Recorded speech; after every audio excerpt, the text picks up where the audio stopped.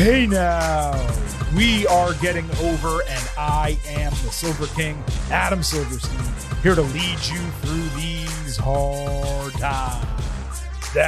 With the latest WWE edition of your favorite professional wrestling podcast. That's right, Getting Over is back once again, and we are here just days removed from the first premium live event of 2026 WWE Royal Rumble. Not only are we taking a brief second look back at that show, we're going to break down everything that happened on WWE television over the last week as the road to WrestleMania 42 is officially underway. As we get started with this edition of the program, allow the Silver King to remind you that here at Getting Over, it's all about Defy. So please, folks, stop being marks for yourselves and go back to being a mark for me. Go back to being marks for the Silver King, Adam Silverstein, Vintage Chris Vanini, and the entirety of the Getting Over Wrestling podcast. Head over to Apple Podcasts and Spotify. Leave a 5-star rating on Apple. Take a little extra time and leave a 5-star written review. If you do, we will read it live right here on the show. Also, don't forget to follow us on social media at Getting Overcast on Twitter and Blue Sky. You get episode drops, news, analysis, highlights. You can send in questions and comments for the show. On YouTube, when you subscribe there, you can listen to the shows and you can watch full-length video interviews.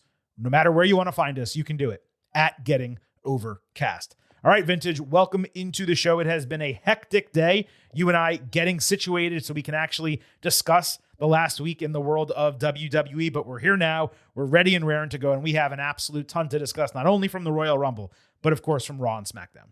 Yeah, we are fully on the road to WrestleMania now. We're almost fully done with football season with the Super Bowl week or so away. We're finally in the thick of it. This is the most exciting time of year. I have a lot of thoughts on how Raw went and some leftover Rumble stuff. Yeah, same here. It does feel like it's the road to WrestleMania. It perhaps doesn't feel as strong as it has in prior years, but I do believe that's a consequence of the Royal Rumble being where it was at the time it was, and then to the level that the show went off. It didn't necessarily hit all those markers where you're coming out of it and you're just juiced to the gills, knowing WrestleMania is ahead. I'm not saying they won't get there. I'm quite sure they will. But, well, it does feel like the road has begun. It just feels like we're going a little slow. Yeah, I think the vibe of a Saudi Rumble and a second straight Vegas WrestleMania is a little bit weird. Yeah. But they did get to something on Raw that I think got all of our juices flowing. Yeah, they did. And that's a really good point. It's Saudi Rumble into another back-to-back Las Vegas WrestleMania. And then knowing next year that you just saw a Saudi show, which show wasn't bad. And their shows over there have been a lot better recently than they were at the very beginning when it was Crown Jewel and such. But it also left a lot to be desired in many ways. And now you're thinking, oh, wait, you're telling me 15 months from now there's going to be a 2-night WrestleMania here? And that's like, I'm supposed to get excited about that? It's a little difficult to do. So we have a lot to talk about, as you kind of alluded to.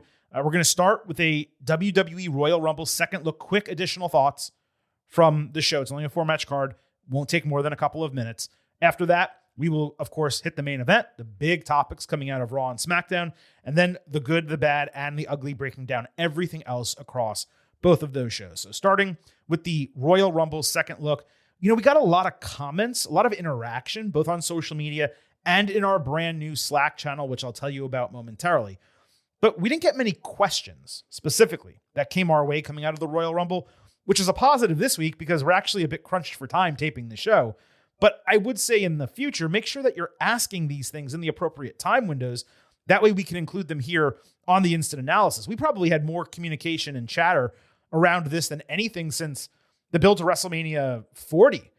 And yet it just kind of feels like, the questions weren't there. So again, if you guys want to get on the show, certainly, but if you want us to cover topics that may have intrigued you, then make sure you ask. It's also possible that the 2 Rumble matches were so straightforward and the other 2 matches were so straightforward that maybe there was really nothing to ask, and that's okay too. Yeah. I also wanted to point out, not only is Netflix a better way to watch all these WWE shows because of the commercial-free aspect that we promote and all that, but I tried to watch the Royal Rumble replay on ESPN because I figured, well, there's going to be no commercials, which there were not, and it'll be just as easy to open ESPN, and I don't really get to experience that app as much because I do whatever I can to stay away from it for sports because it's pretty terrible as an app. So I watched the Rumble replay. The picture was jittery. Fast forward speeds are either super slow or they're skipping minutes at a time. The whole experience is worse. So later in the show, we'll promote the VPN and you can sign up and do all that.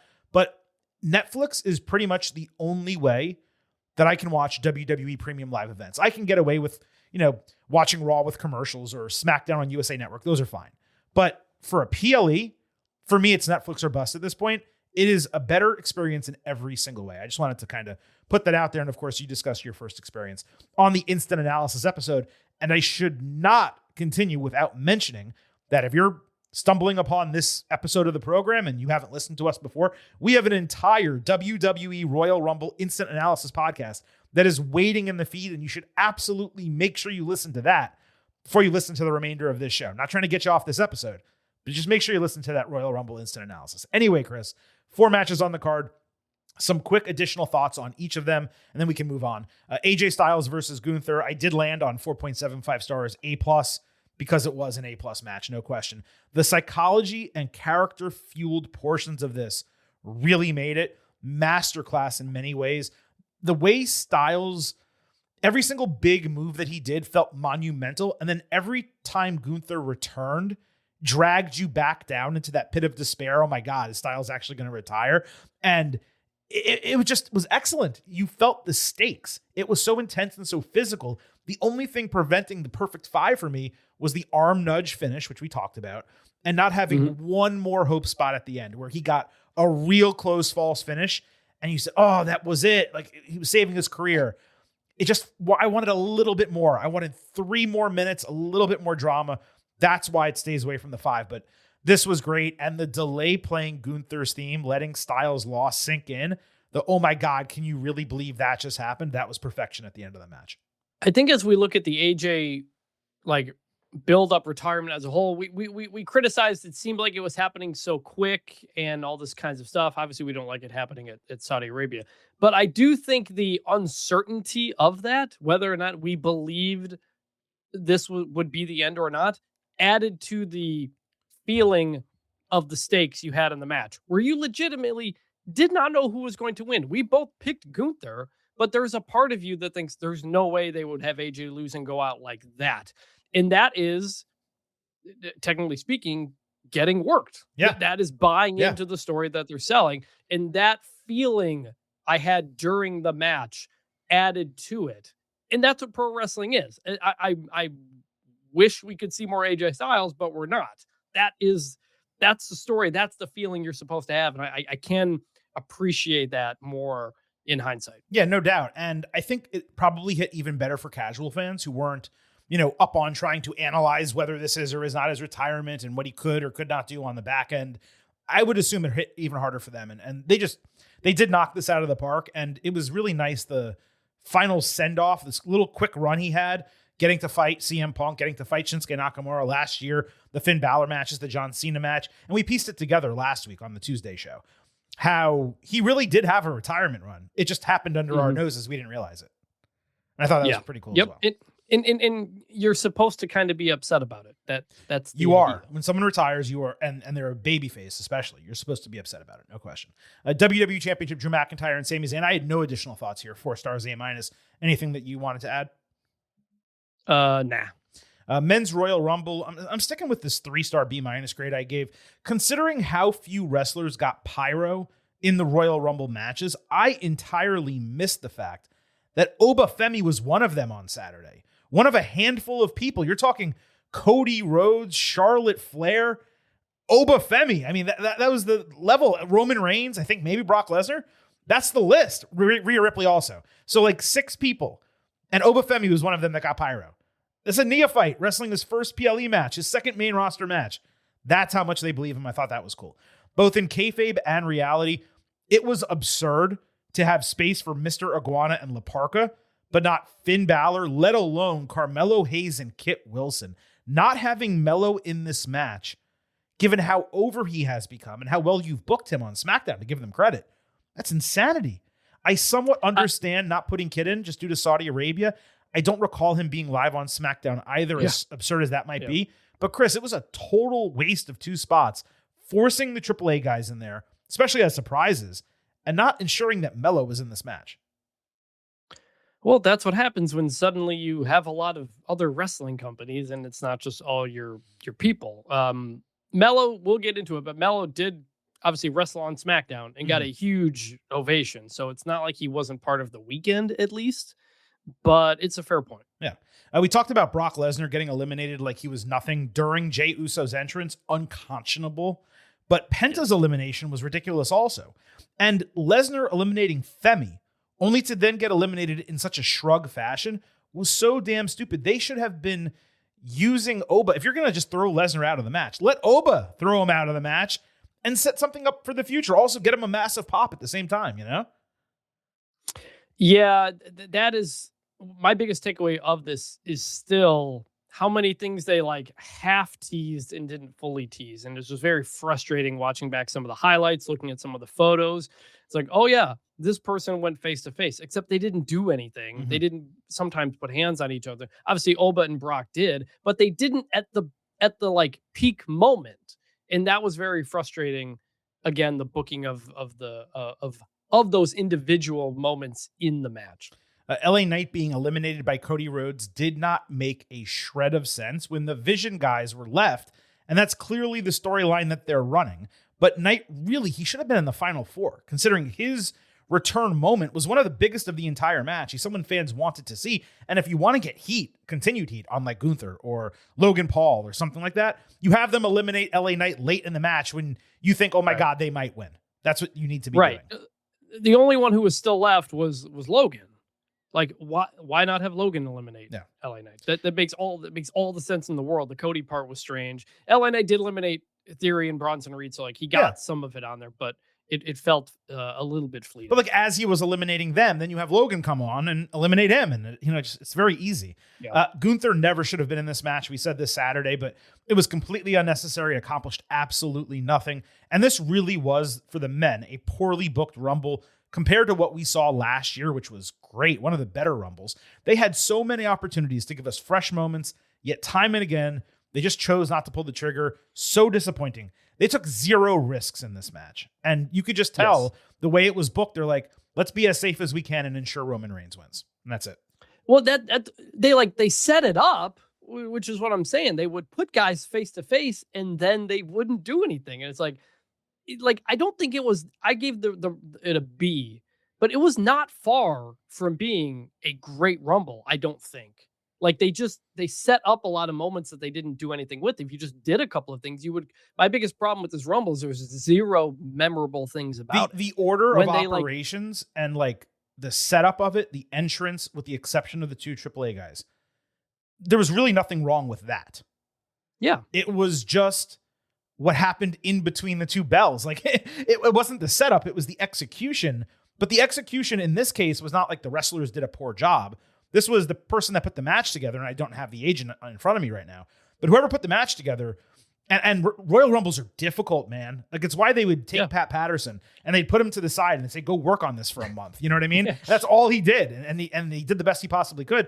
It just seemed like they had a list of people. Okay, this is the order. This is the order people are going to get eliminated.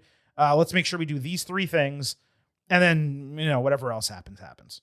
Well, I disagree a little bit in that like they did set up the one-on-one moments. They just didn't do anything with them. That's the most baffling part of all of it. Again, is so many guys face to face, and then everybody else in the ring beats them up, and then they never put hands on each other. It's like, why you set up the timing to give us this, and then didn't do anything with it. That's repetitive for me, but it remains strange. And then the women's Rumble, 4 stars, A-. I'm sticking by that. This was so much better than the men's match on rewatch. Becky Lynch not giving her Intercontinental title to Corrupt Carr, passing it to the other referee. That was a really nice touch. Chelsea Green gets great reactions no matter what she does. The fans even sang her theme after it stopped playing. And the exact opposite was the case for Vaselina at this point. That was tough to see. But Chelsea, her interactions with the Judgment Day women getting cheered, then her interaction with Rhea Ripley, you're putting her head to head with the biggest women on both brands. And that kind of told me maybe there's a little bit more going on here than meets the eye. So I've been wondering this since Unreal, and there was a radio interview on SiriusXM Monday or Tuesday, I think. It wasn't Busted Open Radio. It was another channel on Sirius. But they asked Chelsea about Michael P.S. Hayes' comments about her on Unreal. Mm-hmm. And she said, like, it pissed her off and she didn't like it. And that was odd to me. And it furthers my thought I had on the Unreal episode we did last week, if people want to go listen to it, is that I wonder if WWE tried to use Unreal to build up some more ground support for Chelsea Green to do more than what she is. Because if you didn't see Unreal, they say on the show, Michael P.S. Hayes says, she's not a world champion. She can do everything you want and she's entertaining, but she's not a world champion. And that was strangely honest to the point where it made me wonder if it was a work. And the reaction Chelsea's getting on in this Rumble, coupled with what she said in that interview on SiriusXM, furthers my belief that they may be trying something here. Yeah, I mean, if they're doing the whole, kayfabe 2.0 thing, taking it outside of WWE TV and using the media for it, maybe. I don't really buy that. I mean, it's possible in the show they said that to fuel the support of her. Like, that's possible. But listening to Chelsea answer that question the way she did, she's either an incredible actress, or at least to me, it came off completely authentic. Like, she was saying, no, this really hurt my feelings. And I know the spot I'm in and I accept it and I respect it. I have no issue with it. But you always in this role have a thought, well, okay, I'm a mid-carder, but maybe I could be a main eventer. Maybe if the fans get behind me enough, they can make me a main eventer. I can win the main title. But to then hear a producer come out and say, no, we don't think about her like that at all. Like, F her. She deserves to be at the level she's at. Well, not that far. He didn't say the F her part. But F her fans, how about? She deserves to be at that mid-card level. And Chelsea saying, well, that actually hurts your feelings. Yeah, of course it does. It's one thing to not get promoted by your boss, but if you overheard your boss saying, yeah, Chris, he's good at his job, but he should never be a senior writer, you'd be hurt by that, right? Even if you know that you're probably not at that level. So, and very little in pro wrestling is done on accident. And you tweeted the clip out on the Getting Over Twitter account and Blue Sky account, so people can watch the clip. But the person who asks her the question, looked like she was reading off a piece of paper. Oh, well, I mean, that's true. Too much. That's true. But that's like every media interview that exists these days. You have Jade Cargill out there interviewing Ben Affleck and Matt Damon. Do you think Jade came up, and this is nothing against Jade, I'm not saying she's not intelligent. Do you think Jade is asking question? Do you think she came up with her 7 questions or however many to ask Ben Affleck and Matt Damon? No, she's handed them on a piece of paper. The guy on that Hot One show, the reason I hate that Hot One show, and it's nothing against anyone who works on the show or anything like that, but the reason I hate that show is that guy, he gets all this praise for being a great interviewer. They hand him a list of questions and and the way in which he reads them could not be any more obvious. He's slowly reading words off a piece of paper to ask his question. And then he ends it with goes up a little bit, the question mark. That's every media interview these days. It pisses me off so much. I'm going on a rant here, but yeah, I know. I'm not surprised. My point is, I'm was not surprised that this woman read something off a card, because that's every single interview that people do with people. When Seth Rollins is on ESPN, Ryan Clark doesn't know the questions to ask Seth Rollins. He's just given a bunch of questions. You know what I mean? That was weird last week. Yeah. But I just say that because having Chelsea Green on to talk about Unreal and all that stuff, it's a little bit fishy to me. Just a thought I had. No, of course. By the way, I could have gone another 15 minutes talking about that. So I was trying to get us back. I'm glad you stopped me. Okay, back to the Women's Royal Rumble. I didn't realize that Roxanne Perez's logo has an exclamation point after her first name. So the logo is Roxanne Perez. I'm not saying that's bad per se, but it's a bit odd looking, and grammatically for me, it really is annoying. Lash Legend's entrance music is even worse than I said it was previously. It's horrendous. Her elimination of Charlotte Flair, though, that was excellent. Straight dominated her. I love the Io Sky elimination also. I know you guffawed at my execution line when I was talking about Drew murking Sammy at the end of their match. Wade Barrett, during this match, twice said women got eliminated via execution. One of them was on the ring apron. He's like, oh, she's got executed off the apron. And then another time he said it in the middle of the ring. I can't believe no one else picked up on it. Maybe it's just because I used the word on the instant analysis. So I was listening for it on the rewatch, but he said it twice during the match. And I was like, oh my God, I just can't believe no one saw that. It really bothered me during this match. I don't know about you, that Rhea Ripley's nose was red like Rudolph. And Yes. it turns out, she posted on social media, she was supposed to be Sylvester and Io Sky was Tweety Bird. I don't think I ever would have guessed that without seeing it on social media, but that's what they were going for. That's why Rhea's nose was red. In case anyone was wondering. I'd have to. I don't even know what Io Sky looked. She was in yellow. It was a clown. She looked thing. like a canary. She's done it. She's done it before. Rhea has like different colors on her face. I just thought she was going for a clown thing. Yeah, it was really red and really, circular. It was odd. Brie Bella got a way bigger pop than I ever would have expected from any audience, especially Saudi Arabia. And lastly, after Liv Morgan won, she was so excited and so in the moment, they screamed at her to point to the WrestleMania sign. And by the time she did, she missed the pyro entirely. So I don't believe, unless they do a Photoshop, that there's a photo of Liv pointing to the sign with pyro in the background. I didn't realize that. That's funny though. And real quick, there were apparently 2 pre-show matches that did not air on the countdown, which I cannot even understand. Wyatt Six beat MFT in a regular match, and Shinsuke Nakamura teamed with Motor City Machine Guns to beat Grayson Waller and New Day. The latter obviously had no storyline relevance. The former was repetitive, so we didn't miss anything. But it's odd to actually put matches on the pre-show and not show anyone, nor put them on YouTube after the fact. So I just thought that they didn't have pre-show at the Rumble last year that I went to. I know that. So that's weird. Probably for the crowd and people that were there. Yeah. So on and so forth. One other thought I had about this Rumble in general, big picture. Did you know that Heavy is the crown? I did know that. Yes. Yeah, I learned that during the show. Also, great song for a PLE theme. It was. I joke, but I did like. Yeah, regardless of it being overplayed, like War Pigs at War Games, we hear it all the time. Regardless of that, it was actually a great theme for a show. And for people who don't, that is Linkin Park with a new lead singer who's a female woman. Lead singer. Yes.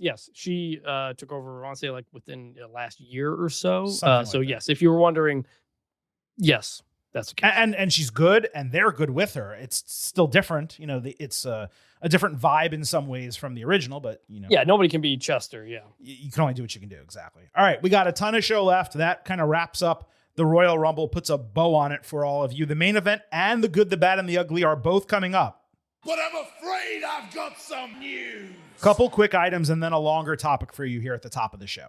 WWE ran a really cool highlight package on Raw that focused on the Royal Rumble debutantes, thankfully ignoring the mistakes of putting the AAA guys into the match. I'm glad they put some shine not only on the new main roster superstars, but the folks still in NXT. Didn't really have another part of the show to talk about it, so I figured I'd mention it here. Early nominee for Sign of the Year from Raw. I miss AJ and Cena, but not Goldberg. And they showed it in the background when Gunther was entering. I thought that was hysterical. We're a month into 2026. That might be tough to top. I'm just going to say. In terms of TV this week, it was fine. Both shows had their moments, Raw in the open and then the final hour of the show, but neither was particularly notable other than there being a simply awful crowd in Philadelphia on Monday night. The worst I can remember from that city for wrestling possibly ever. There were 13,000 people there, and I'm not entirely sure why they attended. Yeah, there were some decent pops for entrances. They came alive somewhat in the main event.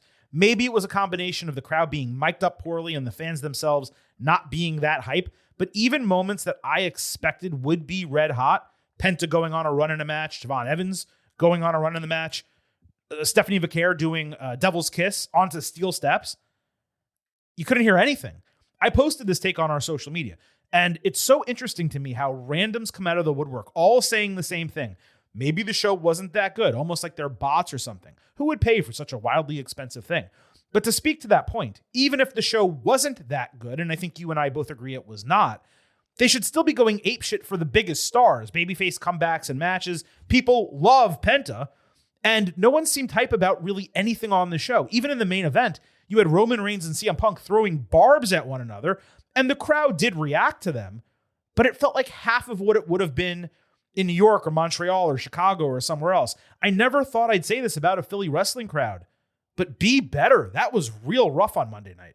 Yeah, I said this in the Slack Monday night too, but like I'm someone, listeners know, I don't often notice the crowd unless it's really bad or like really great. And in this case, it was shockingly bad to the point where I wondered if it was a bad mic issue as well, because it's Philly. Like I couldn't imagine it not. Like, how is that possible? Crowd. Right. But there would be moments where you heard them plenty loud. CM Punk's music hits, you hear the big roar. But like 10 seconds later, it's like silent again. So it made me think it was more of the crowd than not. So again, I normally don't get into all the crowd stuff, but it was like shockingly not great. Not at all. And Raw in totality, I know you weren't hugely fond of either. Oh yeah, that was maybe the worst first half of Raw I could remember in a very long time. I could not understand what was going on. Some of the stuff didn't just make sense. You got Obafemi blowing up the War Raiders. It's just like what, the fans seemed confused. Mm-hmm. All of it was just happening randomly. I thought it was a shockingly terrible start to the show. Yeah, I don't like the idea of saying the whole first hour was bad because there were two things in it I liked Not the whole very thing. much. Yeah. The open of the show, which we'll talk about in a moment, and what Gunther did on the show I thought was extremely solid as well. And I think both of those were within the first hour, but the first 2/3 of Raw definitely paled compared to the latter third of the show, which was, it felt more like a Raw that we would normally get week to week. And I think there might have been two things contributing to Raw being rough. The talent being exhausted, having to go from Saudi Arabia to Philadelphia and work less than 48 hours later. And the entire women's division being absent from the show. No Rhea Ripley, Io Sky, Asuka, Kairi Sane, Bayley, Lyra Valkyria, or Becky Lynch. Their absence was felt. We ended 2025 talking about the women owning this show and being the thing to watch on Raw. And then you go into this episode and none of them are on it. And yeah, okay, you had a match with Stephanie Vaquer and Raquel Rodriguez and Liv Morgan was on the show. But okay, that's 3 people. I just named, 6 or 7 others that are in many ways bigger stars than them. So I think there was some impact. And none of those people showed up until the last 40 minutes of the show. Right, exactly. They were all in the latter hour. So you're kind of running on fumes almost to get there, where in the past, Raw would start super hot and then you'd run on fumes at the end of the show. So I found that to be interesting. And lastly here, WWE announced it is going to be running qualifying matches for the Elimination Chambers starting next week. And that is a good decision. I hate when people just get put into matches. Doing qualifiers also creates a bunch of relevant, yet potentially random and fresh TV matches. So that's a positive. Unfortunately, both chambers are for the other world title #1 contenderships in an extremely bland and predictable and frankly lazy move by Paul Levesque, who said that those matches holding that stipulation was tradition. And to that I say, this is for crap! Just 3 years ago, in 2023, there was a men's match for the United States title. The year before that, a WWE championship match. The year before that, in 2021, 2 world title matches, no #1 contenderships. In 2020, a tag team title match. In 2019, the inaugural women's tag team titles and a WWE title match. You see where I'm going with this. In fact, there have been 27 Elimination Chamber matches since it became its own premium live event in 2010. I'm not counting the ones that preceded that. Only 10 of 27, 37%, have been for #1 contenderships at WrestleMania. And that includes 4 the last 2 years. So prior to that, there were 6 in 13 years. So it is not tradition by any stretch. It's a new decision Levesque himself made as head of creative 2 years ago, an extremely lazy one at that. As I have said before, forcing your only 2 shows before WrestleMania to feature 4 #1 contendership matches for those world titles is a total booking crutch. It makes Chamber less interesting as a show. It generally makes the match outcomes more predictable, and it stifles creative when it comes to building meaningful title matches through stories. For example, clearly the men's side is going to be something we all know with Drew McIntyre, Cody Rhodes, and or Jacob Fatu. Why do one of those men need to win the Chamber? SmackDown is telling that story quite well on its own right now. Just keep telling the story. Meanwhile, you have the men's Intercontinental title over on Raw that has nothing going on. Both tag team divisions for the men are dead. You have the men's United States title that's, we're getting tons of banger matches recently. Why not use the men's chamber for one of those titles? Would that not be more interesting on its own and also more valuable for the product as a whole? Because you can tell your other stories, Cody, Drew, and Jacob, separately from the chamber. For a guy in Triple H who made the exact right decision by canceling Hell in a Cell as a show and ensuring that that concept is only used when a feud calls for it, And for a guy who has largely used Money in the Bank better, it's kind of surprising Levesque does not understand the inherent issues with forcing 2 Elimination Chamber matches and, frankly, 2 War Games matches down the throats of fans, especially Chamber when it comes to building WrestleMania. Well, here's the thing. I think some of that is probably not his decision, because I keep thinking back to last year's Elimination Chamber, when the reason we got the Cena heel turn, as we found out from The Rock and others, was because tickets weren't selling very well for Elimination Chamber at the Skydome in Toronto. So they threw the Cena, they threw The Rock on there and the Steal Your Soul or whatever thing that was. Well, they announced The Rock for this show. That was not necessarily the reason for the Cena heel turn. It was the reason. But it was the reason Rock got back involved with the company. Supposedly. Yes, which then led to the heel turn. And so that tells me Elimination Chamber itself isn't selling very well because it's almost WrestleMania.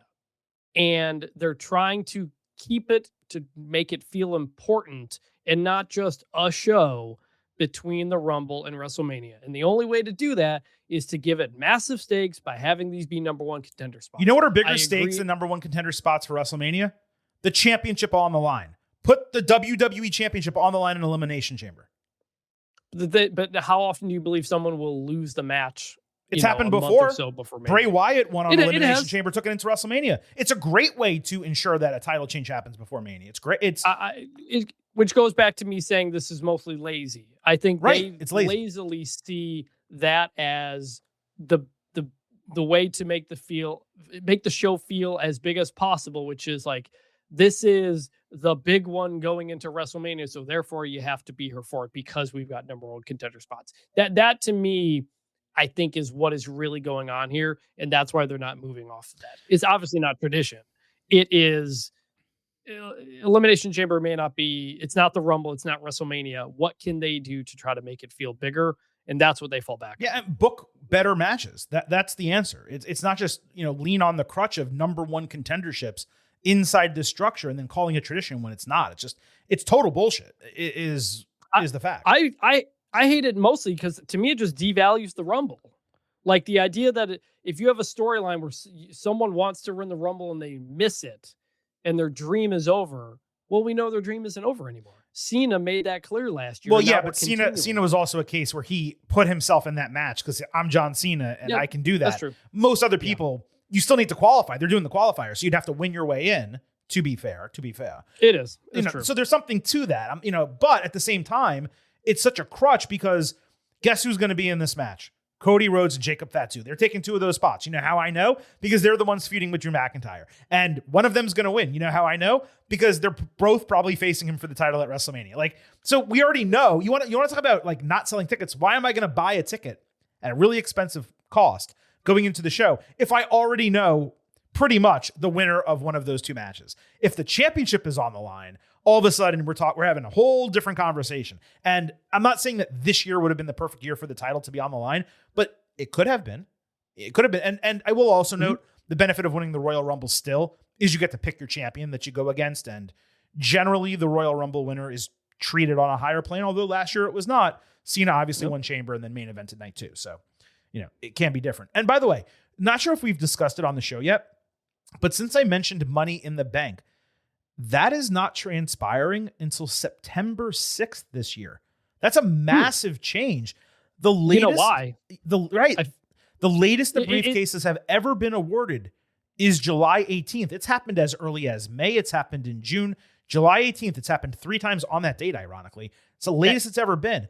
It's always been between WrestleMania and SummerSlam. On the surface, it seems like a positive change. It takes the briefcases out of play for SummerSlam cash-ins, yes, but it reduces the overflow of number 1 contenderships. Remember we talked about this last year. It was Royal Rumble and Elimination Chamber before WrestleMania, and then immediately Money in the Bank and King and Queen of the Ring. Money in the Bank, not real number 1 contenderships where you get a scheduled match, but you would have 4 contenders before, and then you had 4 in some form contenders after on the road to SummerSlam. So this reduces that overflow. It allows King and Queen of the Ring to stand on its own a little bit more. And it gives WWE a fresh hook at the start of football season. They always need something fresh and new to kind of carry the product during that difficult time. Now you have brand new Money in the Bank briefcase holders in week 1 of the NFL season all of a sudden. The proof is going to be in the pudding. We'll see how it transpires. But you know what? I think you may have something here. Yes, that's what I was going to say. We've reached the point now where there are 4 events in which you can win a number 1 contender spot, essentially. And you either need to have fewer of those or spread them out. They're going to spread them out. I do think, I guess me saying it devalues the Rumble is just more in my head because obviously the Rumble gets huge crowds and is very popular and all that stuff. And it's not going to go away. But I worry it takes away sometimes the stakes of the Rumble. That's all. Yeah, I just still maintain. I want it to mean more when somebody gets eliminated and not just like, oh, they didn't win, but we know they'll have another shot. I maintain as well that King and Queen of the Ring should not be for number 1 contenderships at SummerSlam. They should be, honors, and those people should then get serious consideration to becoming number 1 contenders at SummerSlam. But making it that automatically, to me, is pretty frustrating and unnecessary too. I think because it takes away the natural story you can tell going into SummerSlam. It does. Yeah, because if you win that, I'm the king. The Rumble winner has a storyline with who they pick. Like there's something going on there. Right. King and Queen of the Ring is a bit more random. And I believe you have to challenge the person on your brand too. I don't think you get a choice. Yeah, I think they did say that. That's always not exactly been clear, but yeah. Right. So there you go. All right. Well, there were just some items to discuss here, of course, before we got into the totality of the show. I did want to mention before we get into the rest of it, though, that here at Getting Over, I happen to love the number 5. and I hope you do as well, because for $5 a month, $50 for the entire year, you can become an official Getting Overhead. Just visit buymeacoffee.com/gettingover. Sign up. You'll get bonus audio, the fastest 5 minutes in professional wrestling, instant reactions to every major show, and exclusive news analysis posts every week. Support us as we continue to support you with performance-enhancing audio for your earholes. Spend a little bit of money, get a lot of extra content. Buymeacoffee.com/gettingover. All right, Chris, there's still a ton to discuss from Raw and SmackDown. The only parts we will not be covering were things that immediately led into the Royal Rumble. We covered those portions of SmackDown on the WWE Royal Rumble instant analysis, so make sure you listen to it if you happen to miss the show. But again, we're going to talk about everything else that happened across those shows, and we're going to kick it off, as we always do, by sliding into the main event. This is the main event. And before we get into the main event of Raw on Monday night, we actually need to address an interview that Roman Reigns conducted on the Pat McAfee show before the Royal Rumble. Wish we discussed this late last week because it was crystal clear that he was working while speaking. Everyone ate his comments hook, line, and sinker, which is extraordinarily funny in retrospect. But this happened on Friday. We didn't have a show, so them's the breaks. Aside from the fact that Reigns could appear on this show, yet not cut a tape promo at any point on TV over the last month, Roman said he's done resting on his laurels from his record run. He was at his best clowning Brock Lesnar using FaceTime. I thought he was very funny doing that. But the part that made headlines was Reigns saying that his absence from WWE has created an opening for others to step up, but they have not. Quote, "We're 2 years now, and we haven't advanced. We haven't evolved. We have great leadership in Nick Khan. God bless him. What a businessman. He's a genius. But we have to be able to keep up with that creatively." He said he set up the situation for everyone else to slam home, but the young kids haven't taken the opportunity to get over, and all he sees is mediocrity.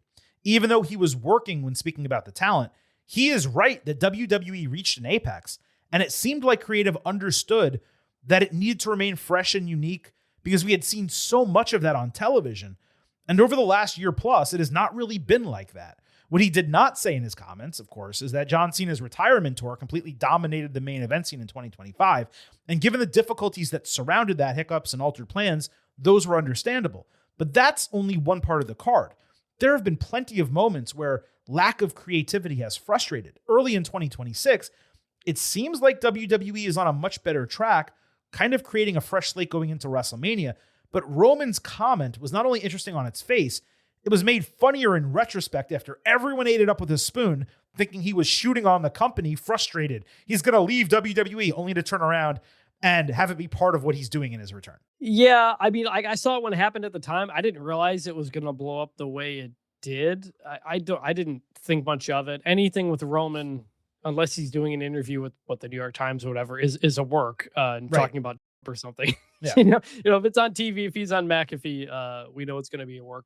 But I think we've seen the back half of 2025, like Trick Williams, Obafemi, like they're bringing in these guys, Javon Evans, and putting them in pretty primo spots. Like they realize that we just have kind of a giant gap Mhm. of like the really old guys at the top of the cart and the really new guys who have been doing this for like 3 or 4 years who are coming in. So there's a hole there, Yep. but I think WWE kind of recognizes that as well and is making the proper adjustments. It does seem like that is indeed the case. So we're going to obviously cover Roman Reigns and CM Punk, but Chris, we are actually starting this main event with Finn Balor. If you will it, dude, it is no dream.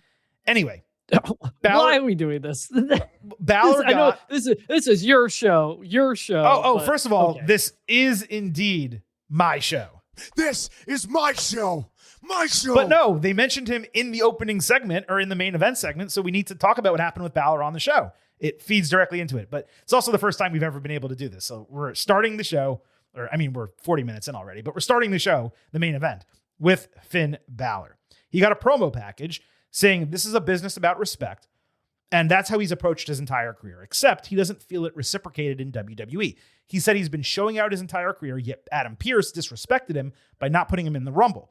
Balor said he wants it all, including the World Heavyweight Championship, and while he doesn't think of himself as a bad guy at this point, he has no choice but to do bad things. There was also an NXT Origins video package on Balor, which first aired on NXT last week. I didn't understand why they put it on NXT. I understood even less why they put it on Raw.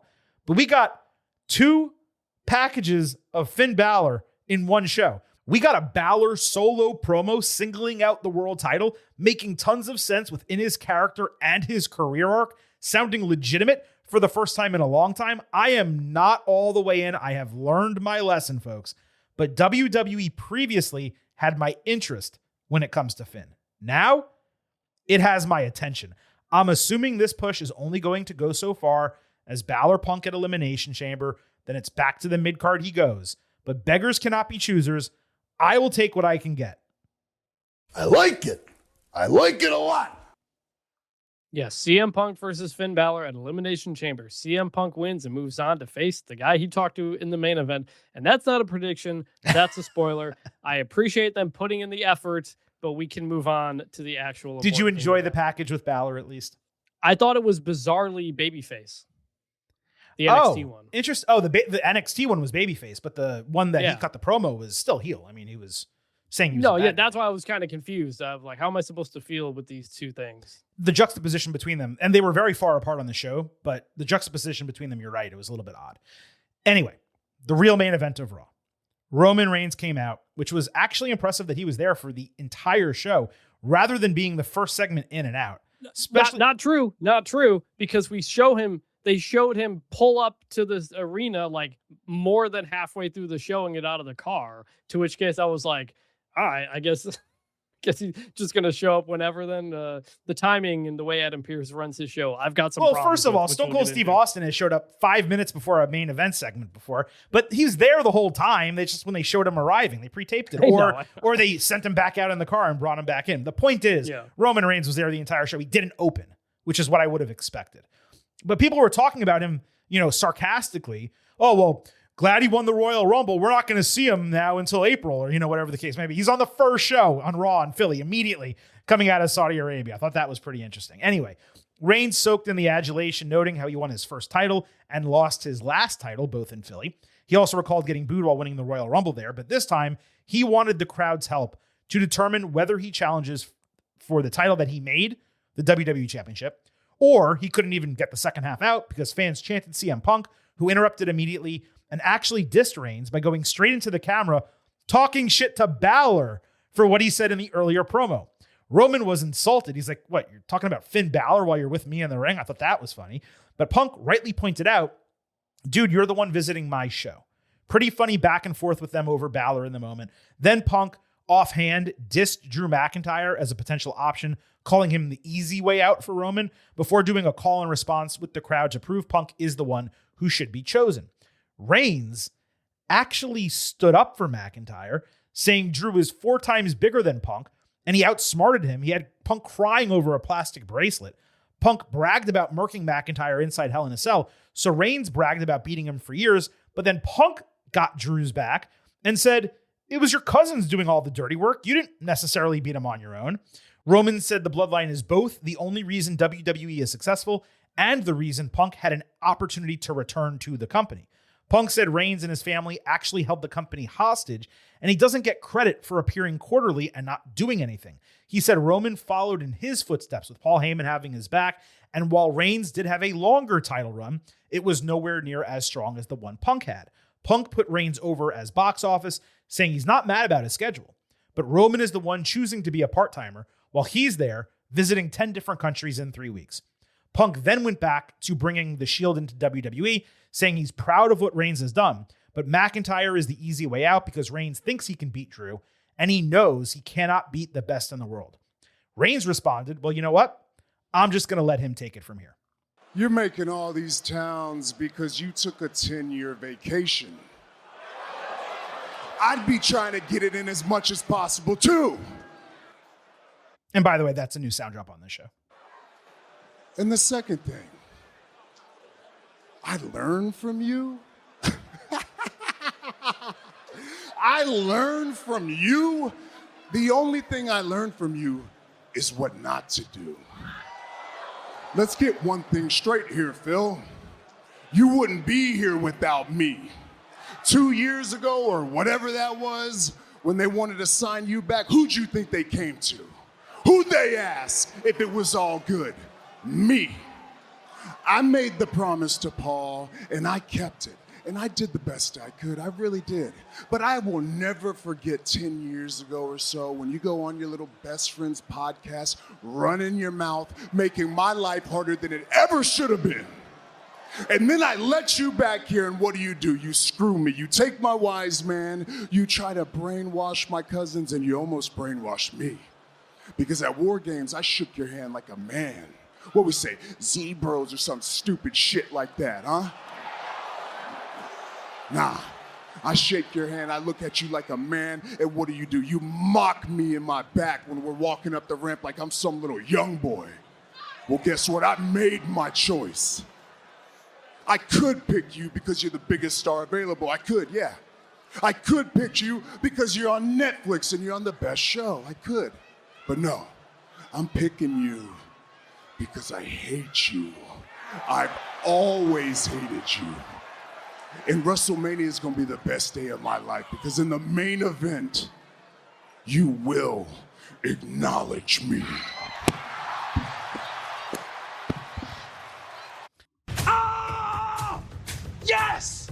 I love that! Now that's a fire as hell conclusion. Unfortunately, what you did not hear is that the coolness factor of Reigns' promo and his mic drop was completely undone by Michael Cole exclaiming, "Now that was a pipe bomb," immediately afterward. Cole, love him in general. He has regressed so much over the last year. This was prime Cole with Vince McMahon screaming in his ear, "Make sure you say that line, Cole. Make sure you say the line." Completely unnatural, erased the authenticity of the moment entirely, and reminded you, hey, viewer, don't forget, this is all scripted. Punk also had a shit-eating grin on his face at the end, which I took as the real Phil being proud of Roman in the moment. I could be wrong, but that's the way I read it. Anyway, there were more shots taken here than I expected, considering 10 weeks remain until WrestleMania. And in many cases, we got the lighter-handed versions of their insults up until the end, when Reigns let his passion and anger come out, amping up the intensity. The Philly crowd was better here than it was for most of the show, but even during this segment,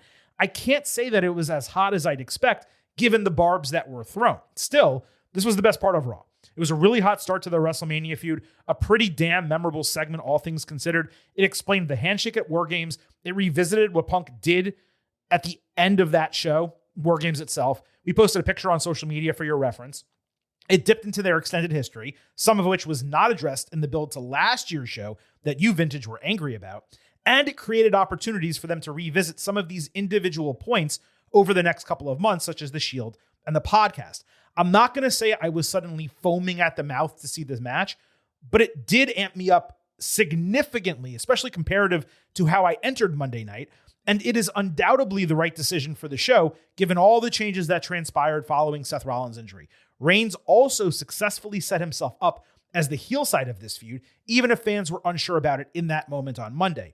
That's the appropriate alignment, considering Reigns never deserved to be a true face, and we have discussed that ad nauseum on this show, that he never actually apologized, never made good, didn't deserve to be cheered other than because he was linking up with Jay and Jay forgave him. And then you have the fact that Reigns was able to match Punk on the mic. That shows you how far he has come. This was an uber successful segment, and literally the only negative thing I have to say was Michael Cole punctuating it at the end. That dragged it down. You may not be, but I am foaming at the mouth to see this. My only negative to this was that I don't know what there is left to say. Yeah. Like, I don't know where you go from here. They brought up everything, and I don't know if, they're going to go deeper onto some of that stuff or not. I can't imagine they go deeper into the Colt Cabana podcast moment, which I've been talking about for years when Punk and Roman were together, wondering when they were going to bring that up, wondering when Roman would mention how that derailed the early part of his career. And they're probably not going to go into it too much for some other reasons. Do you think, I hate to interrupt you, do you think we should explain that to the listeners though, at this point? Yes, let's do that now. Yes, go ahead. So I feel like there's, a portion of this audience that was either not completely familiar with the podcast reference made by Reigns or wasn't a fan at that time. Well, here's what happened. So CM Punk went on Colt Cabana's podcast years ago and did an infamous shoot interview after being fired by WWE. This led it was about what, 10 months or so after he walked out and then got fired by WWE. Yeah. Sure. I mean, I was trying to truncate this for everyone. Yeah, I'm just giving you the time period because it came out of nowhere. It did come out of nowhere. Yes, it was. He left. He got fired on his wedding day, and it was a whole thing. And that made him so angry that he went ahead and did this podcast interview. But that led to a lawsuit over medical claims that he made. But what's being referenced here are comments from Punk about Reigns, not really Roman the person, but the WWE machine, and how it was so firmly behind him at the time. So I'm not going to play a clip from the show because it's not our content, but I'll do my best to quote Punk and also use his same level of sarcasm. And the context here that Punk is discussing is a 3-on-1 handicap match, as ridiculous as that sounds, the Shield against Punk from WWE Tables, Ladders, and Chairs in 2013. Punk said, "They've pushed and protected all three guys, and they're like, you're going over." And I was like, okay, if that's what you want. And then they grabbed me and they stressed, "But you gotta make Roman look really, really strong." And I was like, no, I was just gonna effing shit on them and beat them. I was just gonna tear through them and effing Superman the shit out of them and GTS all three of them at the same time. I was like, yeah, I get it. Okay. So while we're putting the match together, every 2 minutes, somebody new is coming up to me. "Hey, you gotta make him look really strong." So I got sick of Michael Hayes and everyone else coming up to me, people who weren't even involved in the match. "Hey, you're making him look really strong, right?" And I finally said, you know what? You know what would make them look really strong? If they beat me. Because if three guys can't beat one guy, that's effing dumb. But no, Vince wants you to go over. You got to make him look. I effing get it. I know how to do a job. Shut the F up. And it obviously went on from there. This was Punk rightfully airing his frustrations with WWE Creative. But the key is what happened as a consequence of this statement. Internet fans completely latched onto Punk's words because he was their messiah at the time, the anti-authority, anti-WWE wrestler. This as WWE was in the midst of fans still kind of rejecting the Super Cena era, and now Punk just put the company on blast saying, if you're sick of Super Cena, guess what? WWE has already decided it's going to shove Roman Reigns down your throat as the next guy. Now, we all know Reigns was not ready for the moment when he got the rocket strapped, and WWE completely overpushed him as Vince McMahon was wont to do. But he never even had a chance to succeed, in part because of this interview. Punk said all of this in November 2014. 2 months later, in January 2015, is when Reigns won the Rumble in Philly and got roundly rejected by the fans. They booed him so vociferously that even The Rock coming out to the ring to lift his arm got booed. Basically, that comment from Punk that I just read to you was the genesis of the obstacles that Reigns had to overcome in his WWE career, it was that statement. It was the catalyst of everything. Punk did not mean it that way. He wasn't shitting on Roman, but that was the consequence of his words and actions during that interview. WWE creative being dog shit for Roman obviously did not help him, but Punk turned the tide against Reigns before the wave even started cresting. And both the Roman character and Joe Anoa'i as the person have every reason in the world to hate him because of it, which is why, Chris, I hope they figure out some way to expand on this over the coming weeks and months. But even Reigns, like breaking the facade on Monday and calling him Phil and saying, "You're the reason why my life was so tough," that addressed this in a way that I just did not believe they were going to do. I didn't either, because of the medical lawsuit that resulted from the WWE doctors suing CM Punk for defamation during that whole thing, which led to a falling out between CM Punk and Colt Cabana at the time. I remember it was Thanksgiving. I think it was Thanksgiving Day that it was released. And I was listening to it like in the backseat of a car when I was out with my family or something. I couldn't believe you couldn't download the episode because it was so like overloaded. I had to find it on YouTube or something. It was a crazy day. And it changed everything, because up to that point, people really liked Roman Reigns. That was the previous Rumble, was the one he was the final against Batista, and people were rooting for him to win because they didn't like Batista winning because they wanted Daniel Bryan. And the Shield continues to do their thing. That's kind of almost the end word period of the Shield a bit. And people were into Roman, and that changed everything, because that was when smart mark crowds really kind of dominated what was going on in WWE. And that stayed with Roman all the way until he turned heel and became the tribal chief. Like, he never got away from that. And that is why last year, going to last year's Mania with Punk and Rollins in Roman, I kept wondering, man, like, can they bring this up? It's such a foundational thing between Roman and Punk.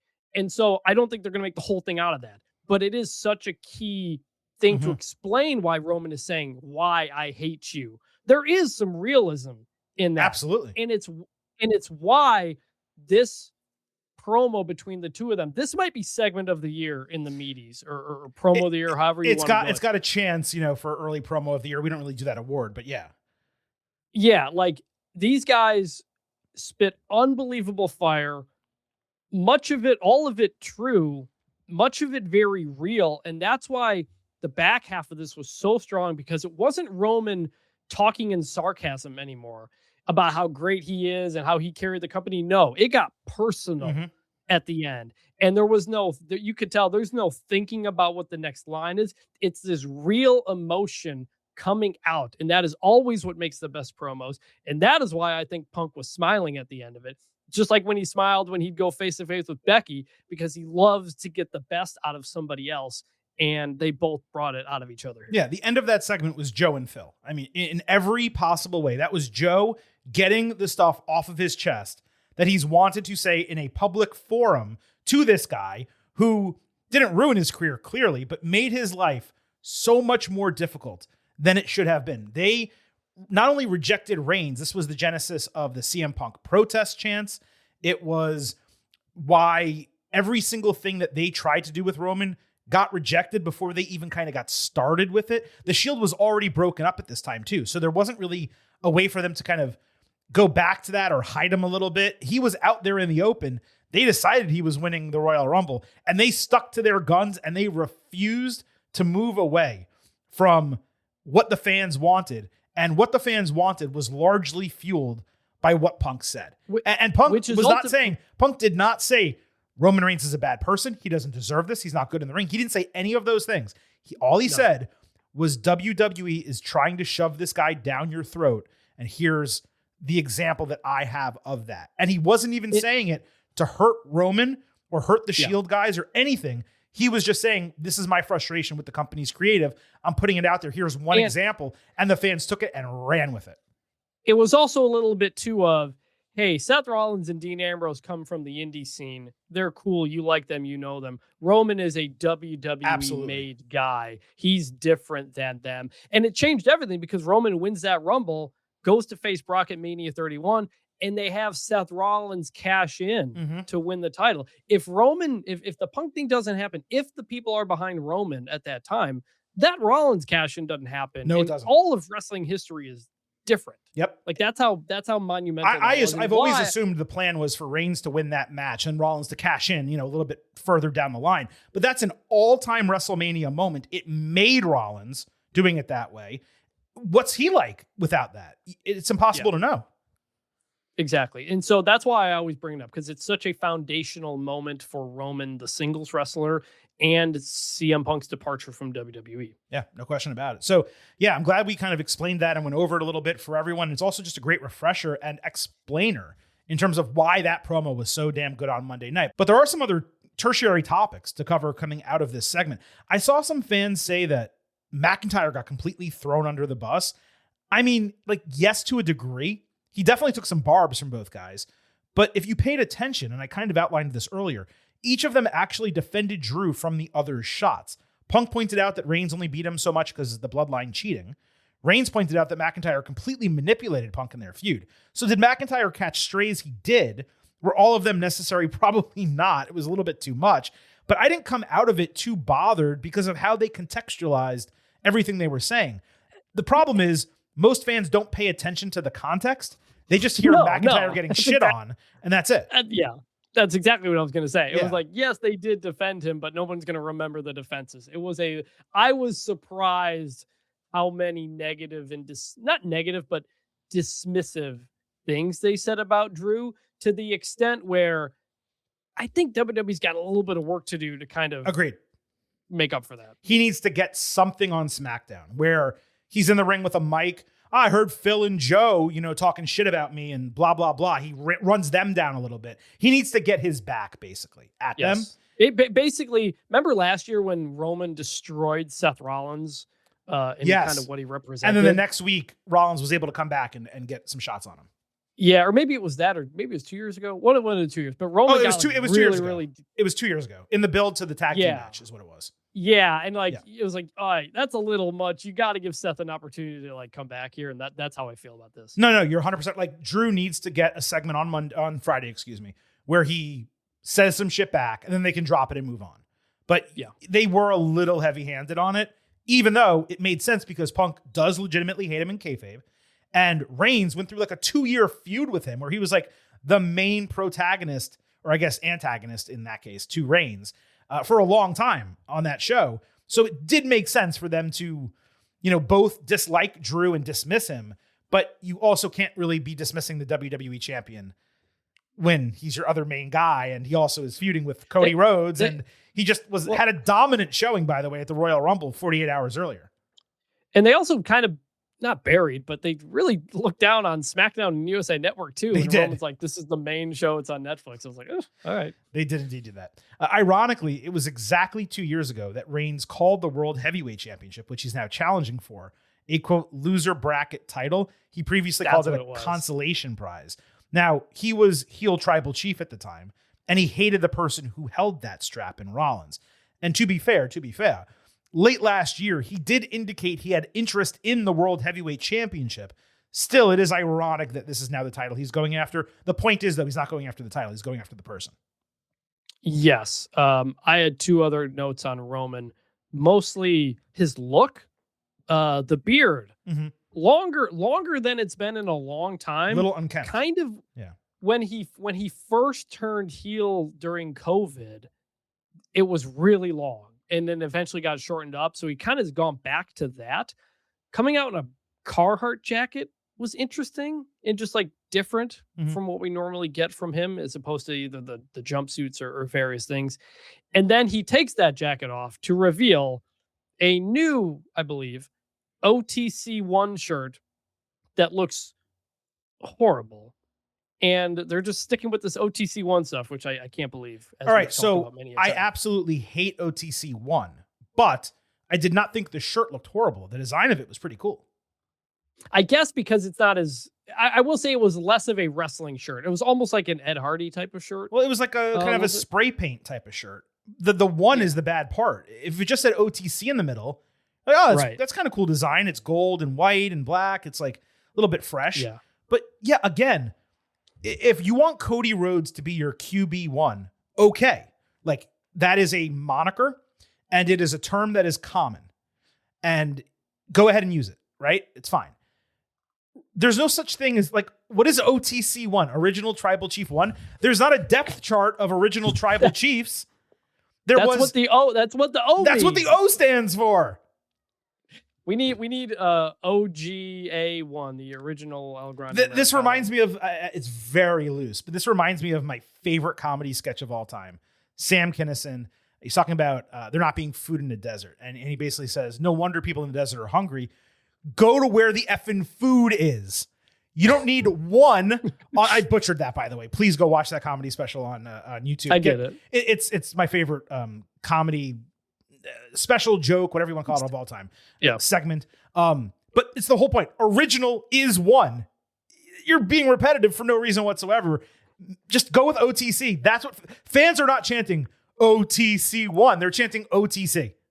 Okay, correct. Go with I still don't get it. I cannot believe we're still doing this. At least it's not YT. At least it's not the YTC anymore. But it's not true, but I'm going to take credit for killing YTC. Okay, because the second we saw that on the WWE shop and he wore it on TV, I think maybe one time, we annihilated that concept and never saw it again.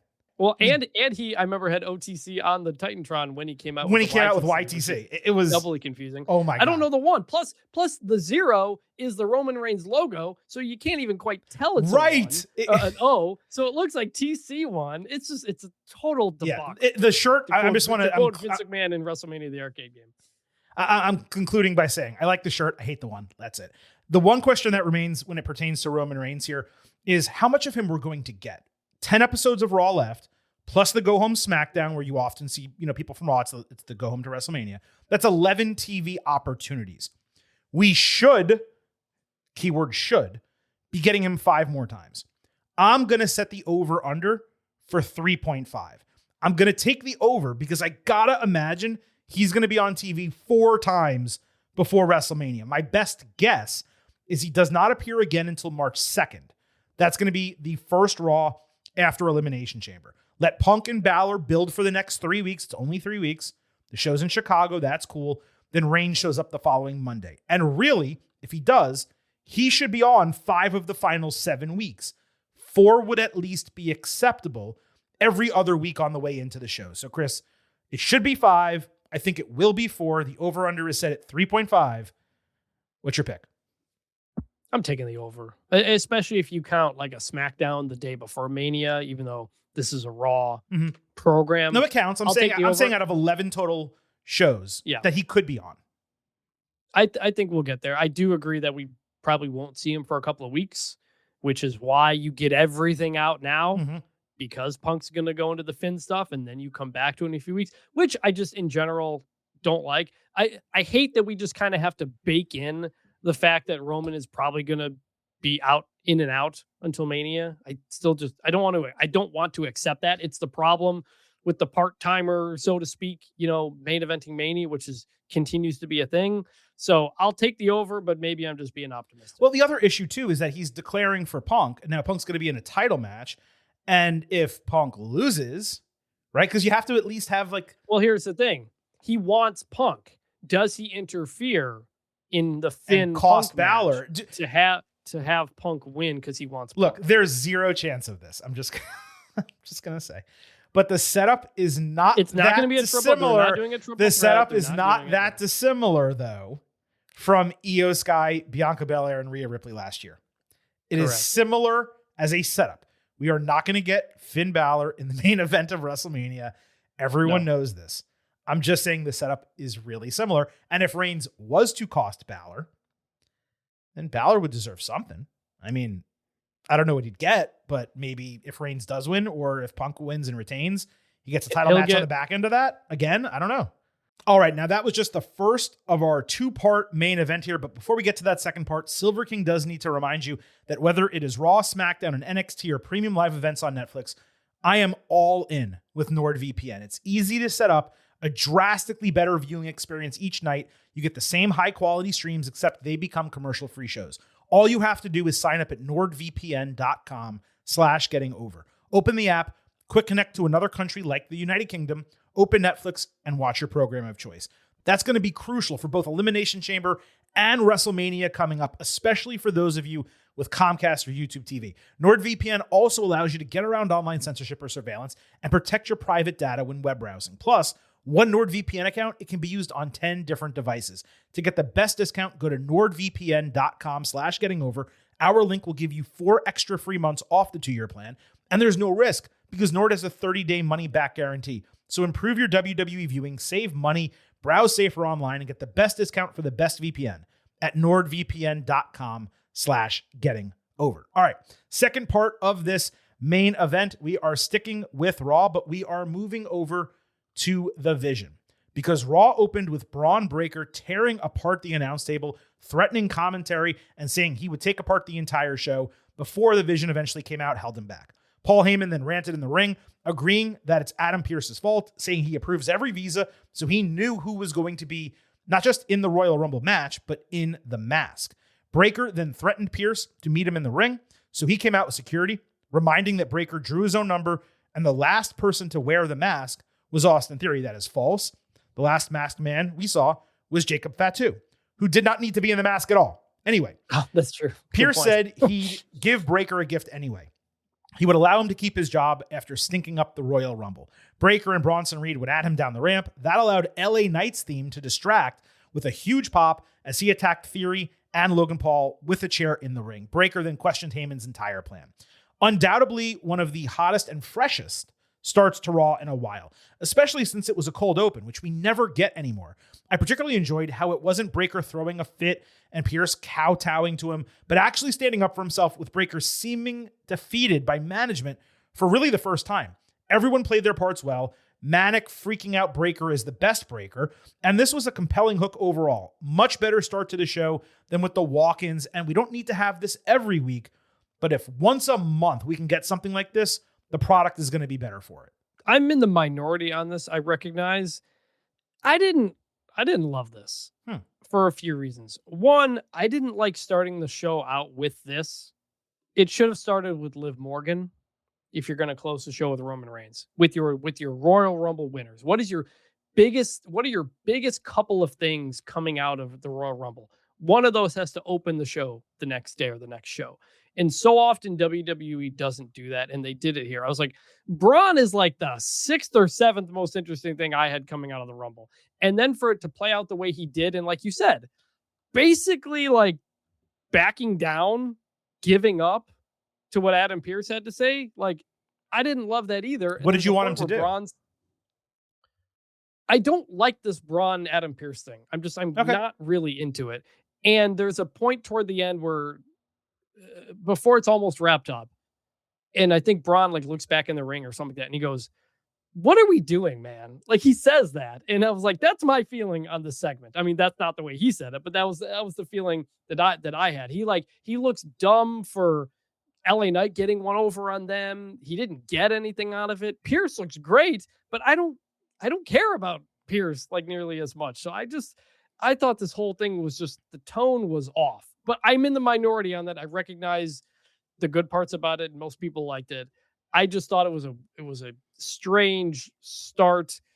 And the Braun, like, maybe we're just biding time for Seth Rollins to get healthy. Yeah, that's what. But the Braun Pearce stuff to me has just been strange. Yeah, I don't know that you might be in the minority, but I don't know that that's an opinion not held by other people. I could totally understand your perspective and see why people feel the same way. Like, here's the other thing I had. Pearce should be upset that someone interfered in the match right away. Why? And knocked a Raw superstar out of the match. Why? These guys have been treating him like shit. Why should he care? He's so furious that Braun opened the show like this, that LA Knight did what he did, but he's like totally fine with someone outside interfering with the number 2 person in the Royal Rumble. Like, in kayfabe, the organizers should be very upset that this high-profile spot in this high-profile match got totally hijacked, and it's just like, well, that's what happens, I guess. These guys went above his head to some executive with the phone call that I don't know that we're going to get a resolution on, and got him to completely back down to the law and order, that he was trying to put through this entire brand. And then this guy gets screwed at the Rumble, he, is saying that he didn't have any part in that, and let's believe him for the sake of kayfabe, right? And he should feel bad for these guys and not be like basically laughing on the inside. When he came out, he wasn't screaming. He goes, Breaker, you're upset. Dude, you picked your number. Everyone knows it's random. The last person to wear the mask was Austin Theory. That has nothing to do with me. So you're mad at yourself. What you should do is leave the arena. Or he said, Heyman, you should take him out of the arena before something worse happens, is what he suggested. Well, he also described Breaker's appearance in the Rumble as like piss poor or something. Yeah, like that. he said he stunk up the place. Well, I was like, that's not Braun's fault. Like, what about that? Like, it's the same thing with the mask. But he hates him, bro. He doesn't like him. Whoever is in charge of the show needs to. Their number one thing should be, who is this masked person interfering with the main event of Survivor Series, a key spot in the Rumble? My job as the person in charge of Raw is to figure out what is going on. And he just like didn't seem to care. And that was, well, hold on. He was really angry about it coming out of Survivor Series. He was angry about it up until Austin Theory revealed himself. What he's saying is, this whole masked man thing, this is your guy's deal. And if it came back to bite you in the ass, that's your problem, not mine. I just think for the sanctity of the Rumble, Pierce should be curious who that was. I would not have hated a line from him on, I hate that this ruined the Rumble, but Breaker, you chose your number and you guys did the math. Like, okay, I would have been okay with a throwaway additional line, sure. And again, I'm not arguing with you not liking this. If you don't like this, it's fine. Like, it's fine. But what you said is true. The clear indication here is that they're expecting to have Seth Rollins back healthy and cleared, I would assume, by mid to late March. That way they can quickly build a feud with Breaker for WrestleMania, which makes all the sense in the world in storyline, obviously. So they need to tide him over doing something else, but they can't involve him with other major wrestlers because they're all going to be building their own programs. So they have something going on with Pierce. Clearly, there's something happening in the background here. I find it pretty compelling. Don't forget, some of the best, not just baby faces, but heels in WWE history, they've grown into those roles by battling management one way or another. And I am not comparing Braun Breaker to Stone Cold Steve Austin, but things like that have happened along the way. Degeneration X battled with management. But that's a heel authority, not a face authority. Okay, but the roles the roles are over. So it's fresh, and it's bad that it's fresh. I just think, like, I'm still irked by Braun getting knocked out when he did, because I wanted to see Braun and Oba go one-on-one. Like, that would have been so freaking cool. Sure, it would have been great. And I agree. Braun is definitely getting a lot better on the mic over the last couple of weeks. This is character development. Doing the pure stuff. It's like opportunity, He's doing that stuff. He looks like a punk to me a little bit, when I'd love to see him a bit more. I agree that Saturday and Monday he looked like a punk. The last two appearances he did, but they're knocking him down to build him back up. He was dominating Pierce and tearing people apart and going nuts. He's ruining these matches, spearing 7 people at once. Like, he's going crazy.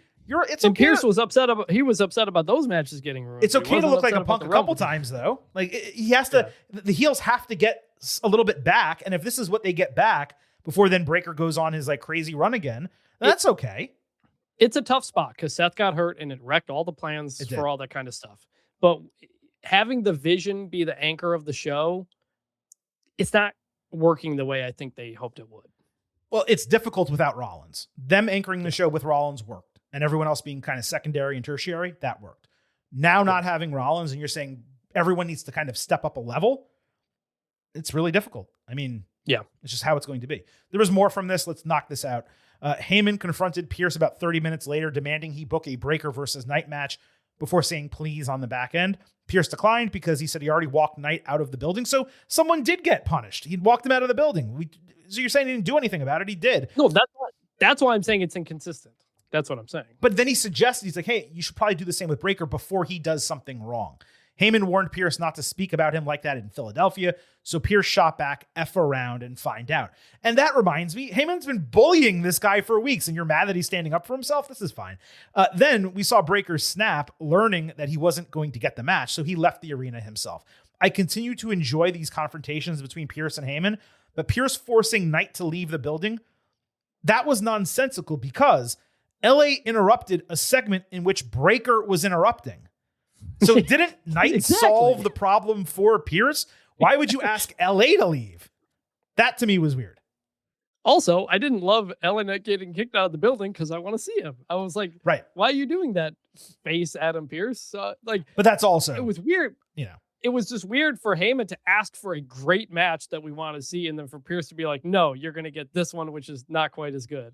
Like, oh, okay. Well, that one was already announced, but yes, fair enough. And that match was Penta versus Bronson Reed. Stemming from last week, it was announced well before the show. Penta countered Jagged Edge into a backstabber before taking out both Theory and Logan, with the referee taking some shrapnel before he splashed both heels ringside. Reed then countered Mexican Destroyer into Jagged Edge and hit Tsunami with no one to count the fall. So Reed grabbed a steel chair to make it more impactful. However, Knight returned, caught him ringside with a BFT into the chair. Penta and the referee recovered, the former winning via countout as Reed stumbled around outside, trying to reach the apron. This worked for a few reasons.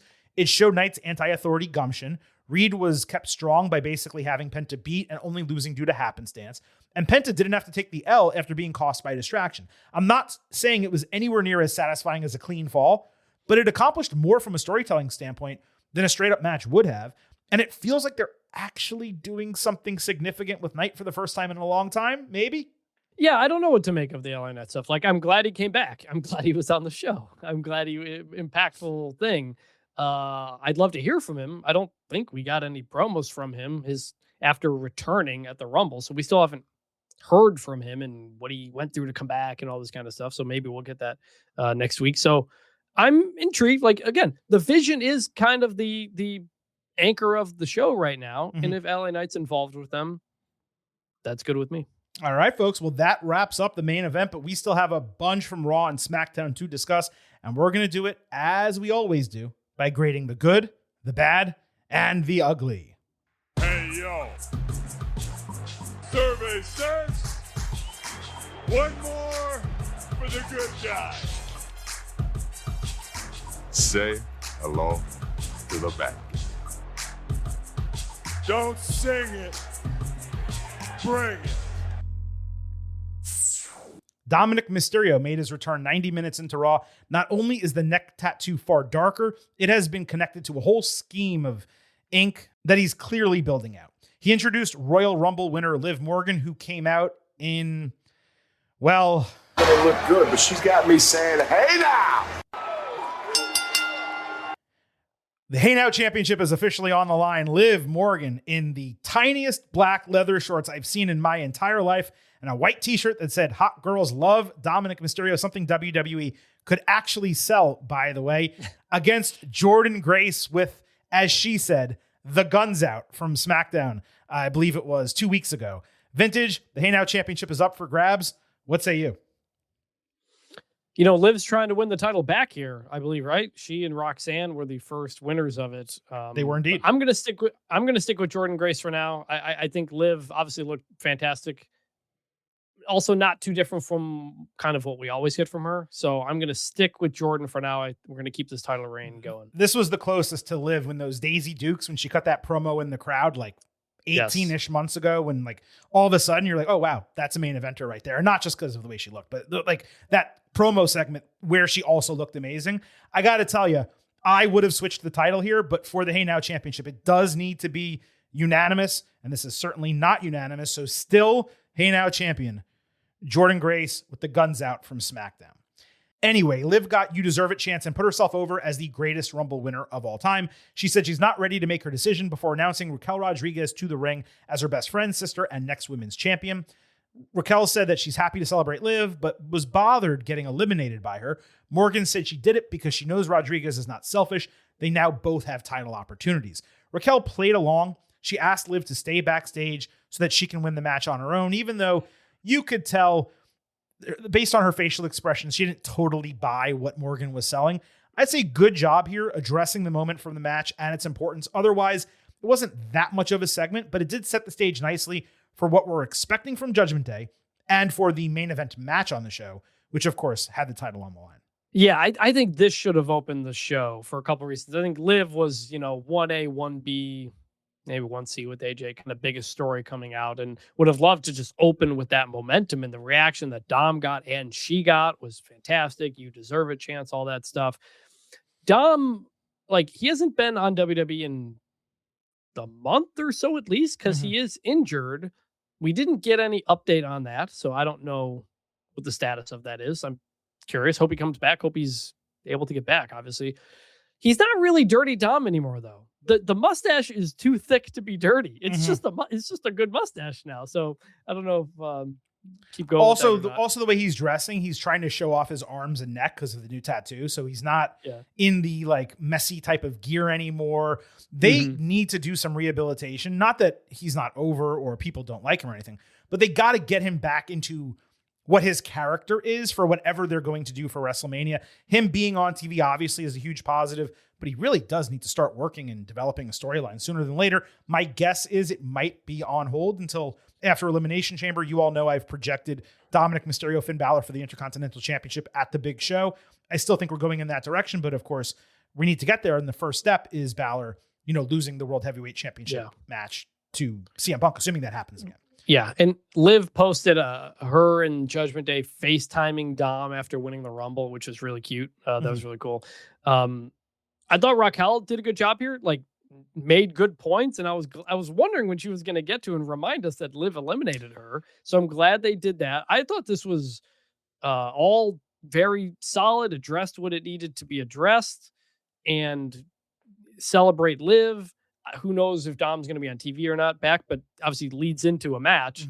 I thought this was all really great. Again, I would have loved to open the show with this. People had an issue with that social media post. They said it broke kayfabe because Raquel wasn't angry at Liv. And I saw all these comments and I'm like, have you never had a group of friends where like someone did something to wrong you and you were angry at them, but you put on a smile anyway and you played along and it just simmered below the surface? That didn't break kayfabe. Okay, like, did it? But also, in reality, in reality it did. But it's easily explainable. You don't even have to suspend disbelief to explain that. But it's also like every person for themselves. I didn't think that specifically was going to break up the Judgment Day. We knew Raquel already had a number one contender right, match but Raquel was angry. But Raquel was angry on Saturday though. And Liv, she was. Liv didn't say I'm sorry or anything like that. She just accepted her to. Yeah, but you knew that wasn't going to like lead to them immediately fighting each other. Of course, kind of the same way I felt with Jimmy and Jay and Roman when they punched each other in the Rumble, but then worked together. It's like, yeah, but like it's your cousin. I would have liked to have seen someone stumbling and Reigns like look at Jay and be like, "Come on, man!" Like give him a head nod, and then Jay go, "Okay," and then they do the 1D. Sure. But like, give us a little reality there. Yeah. But I was just like, you fight each other, but you get over because there's such a deeper relationship that the two of you have. You'll work through it. So anyway, I was fine with all that. I had no problem with it. Women's World Championship, Stephanie Vaquer defending against Rodriguez in a Philly street fight. Vaquer got a new entrance theme for some reason. What a significant downgrade.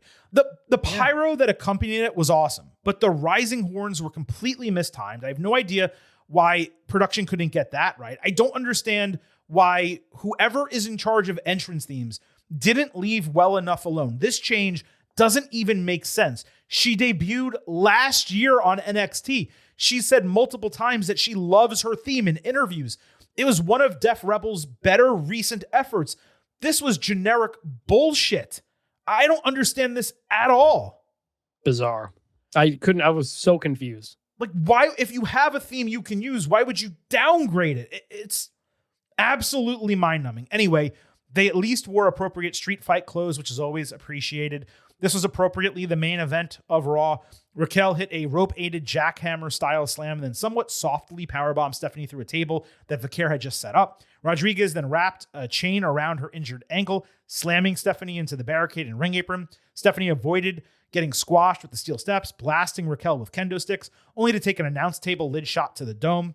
Vaquer then avoided Tahana Bomb into a step, but she got lawn darted into the ring post, just like Kevin Nash murking Rey Mysterio. Seemed like a bit of an homage.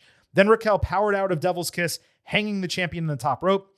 This awful crowd did a light Eagles chant as Rodriguez hit Vaquer with a garbage can and did a fallaway slam into a stack of chairs. Stephanie avoided the corkscrew bomb with Raquel landing on the chairs before taking Devil's Kiss into one. Then she rolled her all the way outside the ring and did Devil's Kiss into the steel steps. The crowd is still not going crazy for her. Vaquer continued with a dragon screw and a Meteora with a trash can covering Rodriguez. Raquel powered herself back as Stephanie sold her ankle. Liv ran down and gave the title to Raquel. That served as a distraction. Rodriguez got thrown into a steel chair that she had set up in the own corner. Vaquer then used Rodriguez to bounce Morgan off the apron as Raquel got laid on a table. Roxanne Perez provided enough distraction to pause Vaquer on the ropes. Stephanie then threw Roxy off into a table ringside. That left the two contenders battling on the ropes. Vaquer double countered a Hurricanrana powerbomb Hurricanrana into the table. It barely broke, so she added her corkscrew splash to retain the title. Nice little swerve in the finish. That first counter had me believing we were about to get a Tejana bomb through the table and a new champion. And then Raquel could have said, I won the title, no thanks to you. Talking to Liv. Ultimately, there's nothing wrong with Stephanie retaining. It was just not as fresh as the alternative. Rodriguez has reason to be angry now at Morgan. She received a tad of protection in the loss. It advanced the story well. I'm at 3.5 stars and a B. It gets a good, but the street fight stipulation, it made the match much clunkier and slower than it would have been if they just worked a regular wrestling bout. It never really got into a flow, even if there were some extremely strong sequences and some really great spots between them. I'm not sure if it was ring rust for Vaquer, the crowd not helping with the energy or what, but I was super amped up for this last week, and I did feel that it ultimately underdelivered. I really like this. I thought it was a good match. I'm glad they got a lot of time, and the effort was really strong. The storytelling in the match I thought was really good too, with the multiple interferences, thinking they're going to end the match and then they don't. The ankle stuff was good. Yeah, like I'm into it. And then just the end couple of segments, just some bad luck that kind of ended disappointingly with the Hurricanrana, where Raquel barely touches the table and it still breaks. That's always a little bit awkward. Then Vaquera's finisher, like, barely even touched Raquel. It's like, oh, like, these two put in a really good effort, and it's unfortunate just a couple of things were a little bit off, and it deflated the ending of the match. But I still enjoyed it. I thought it was a really good effort. I think part of the crowd reaction, to be frank, the Devil's Kiss stuff, Stephanie was wearing pants. And so the impact of that moment and what Booker T says and all that stuff was frankly covered up by just an observation. Well, let's be blatant. Okay. So she does it and it's a cool move on its own, but she also wears, short shorts and her ass is kind of sticking up in the air. Right. But I don't think that someone having a 50% bare ass versus wearing really, really tight pants would affect crowd reaction to the spot. No, but I didn't notice Stephanie was wearing pants until that moment. Because frankly, your eyes go to a certain spot when she's doing that move because they're supposed to. And I was like, oh, that's a little bit weird. I suppose. But anyway, the crowd sucked overall on the show, as we talked really about. sucked. But I was very surprised here. I thought this was a great setup for for Raquel to win. And not really win because of the cheating. So then Raquel could say, I did it on my own. And then you have the mystery of thinking Liv's going to pick somebody else, and then she doesn't. And now it's like we came out of Raw thinking, like, do we have both of the Rumble winner choices already decided? And Liv Stephanie, to me, is not nearly as interesting as Liv Vaquer, not as interesting as Liv Raquel would be. You got it right the first time. Yeah. And a triple threat between them is also not as interesting as Liv and Stephanie, because we've already seen Raquel fight Stephanie like 4 times now. Like, it's at this point enough. Everything they did with Nikki Bella to get to this point was perfect. And we both assumed a title change was happening because it made all the sense in the world. So for them not to pull the trigger, I'm not going to sit here and deride it because I need to see what happens. If the booking is good or better than it would have been, then okay, like, thumbs up, good job. But if the alternative to Liv Raquel at WrestleMania with the title on the line just between the two of them, if their alternative to that is not better, then I will come back and criticize it because it seemed like they had a perfect piece of booking in their hands. They created it. They got us to this point and they didn't deliver it. Did you take that ending as Liv choosing Vaquer or Liv just holding a belt and she's going to do the same thing on SmackDown? Well, I didn't mention it yet, so let me go ahead and talk about it. So Morgan, after this was over, caught Vaquer with Oblivion through the ropes. Then she held the women's championship over her dead body, despite not officially making her choice known. So to answer your question, Liv challenging Jade Cargill would not make a shred of sense. And this direction to me is completely obvious.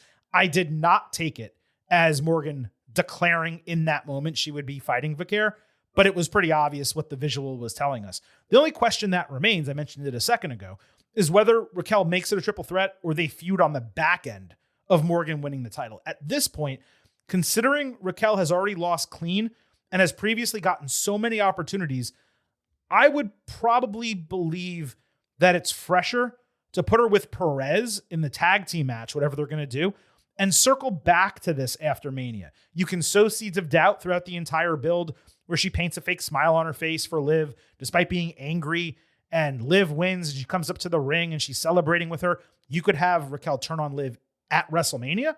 You could save it for the Raw after. You could save it for a couple weeks down the line. But at this point, if I have the pencil and I'm being given this with Stephanie retaining over Raquel, I am not making a triple threat. I'm going Vicaire, Morgan. That's the match for WrestleMania.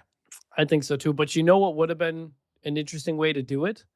Liv declares for Vicaire, but Vicaire has to defend that title in the Elimination Chamber, and then Raquel wins. And then you've got the accidental best friends are fighting each other. Like there's a story there. There's something interesting. Except they're all goody-goody. We're just going to have a great WrestleMania. It doesn't matter who wins.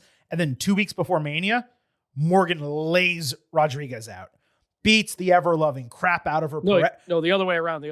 Well, it depends who you want to be healing. Well, it depends who you want to be heel and face. I would say that Liv would stay heel. Liv's got to be the face. Liv's got to be the face. Well, if you want Liv as the face, then you do it the other way, sure. But either way, one person beats the shit out of the other one. And now, all of a sudden, maybe you do it 3 weeks out. All of a sudden, you have a heated match that you thought was going one way, but it's the entire different way. But you can't, because tradition tells us that Elimination Chamber has to be for number one contender. Apparently.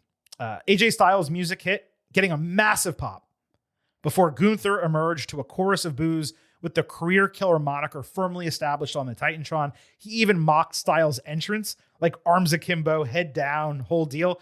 As he started talking shit in either German or Austrian, Dragon Lee attacked on behalf of his former partner, completely laying out Gunther with a tope suicida hurricanrana into the ring post and a dropkick, knocking him over the barricade.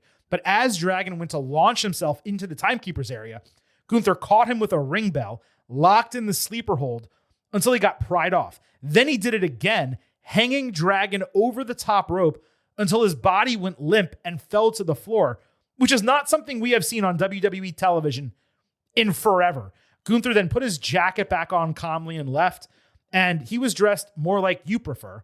Heavy jacket, considering it wasn't a match. Smart to have Dragon go at him immediately. He did his bragging bullshit again, and just like Styles was angry for Cena, Dragon should be angry for Styles.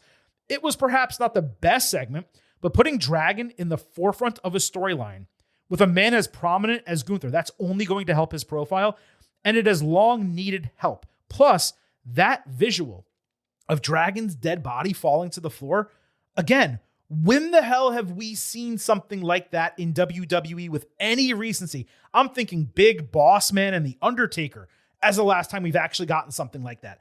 That's kind of insane. And this segment to me was a no doubt good. It continued Gunther's improved momentum over the last 3 to 4 weeks. We talked about he sank way low after beating John Cena and WWE not capitalizing on it.